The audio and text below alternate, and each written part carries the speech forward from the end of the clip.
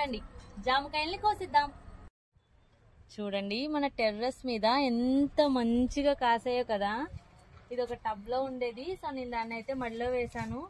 ఎంత మంచిగా కాస్తుందో చూడండి, ఫుల్లీ సాటిస్ఫైడ్ అనమాట. మళ్ళీ స్టార్ట్ అయ్యాయి పిందెలు కూడా.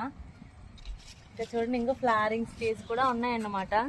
మనకి జామకాయ వన్స్ స్టార్ట్ అయినాయి అంటే ఎనీ టైం మనకి అలా కాస్తూనే ఉంటుంది. చూడండి ఎన్ని ఉన్నాయో, చాలా హ్యాపీ కదా. మా బుడ్డలు మంచిగా ఎంజాయ్ చేస్తారు వీటిని. సో హార్వెస్ట్ చేద్దామా?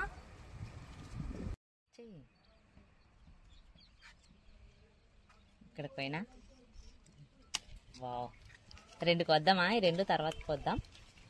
సో 2 అయితే కోస్తున్నాను ఎట్ ప్రజెంట్. దీనికి ఫ్లవరింగ్ ఉంది కదా, ఇది కోసేస్తే అది మంచిగా గ్రో అవుతుంది. చూడండి ఎంత బాగున్నాయో కదా ఆర్గానిక్ ఫ్రూట్స్ మన టెర్రస్ పైన. సో నేనైతే చాలా హ్యాపీ అండి. ఎలా అనిపించాయి మా జామకాయల హార్వెస్ట్? వీడియో నచ్చితే లైక్ చేయండి. Thank you for watching. Bye bye.